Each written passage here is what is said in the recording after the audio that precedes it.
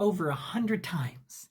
That's how often the Bible mentions the word abomination, and none of them are about queer love. If you've ever been called an abomination or that you're banned from heaven, I have something to tell you.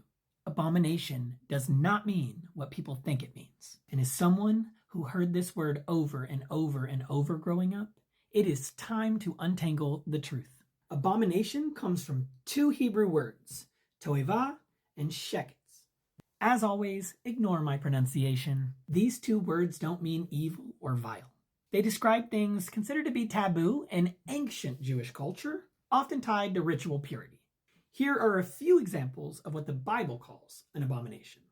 Eating shellfish or rabbits, Leviticus. Wearing mixed fabrics or planting two types of seeds, Deuteronomy.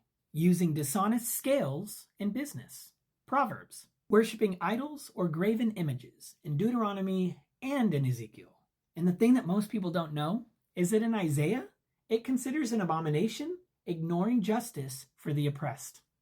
All right, so let's go into the New Testament and what it says and mentions about the word abomination. The closest the New Testament gets to abomination is in these three places. Okay, so in Matthew 24 and in Mark 13, we see the abomination of desolation.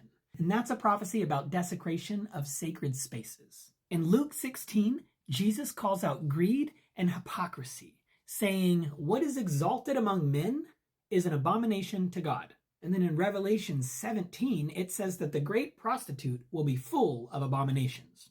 Again, these are not about people. They're about systems of corruption and injustice.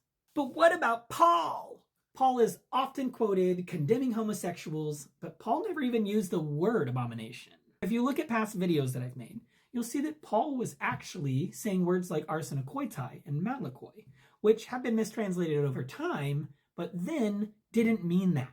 Scholars agree that these were most likely linked to exploitative behaviors like prostitution, abuse, or economic oppression. Nothing about sexuality or consensual relationships. So if abomination was never about queer people in the Old Testament, and Paul never said it in the New Testament, then where did this connection come from? Here's the answer: cultural fear and mistranslations. So when the RSV, or the Revised Standard Version, in 1946 decided to add the word homosexual, it justified homophobia. And not because it was in the Bible, but because society needed a scapegoat.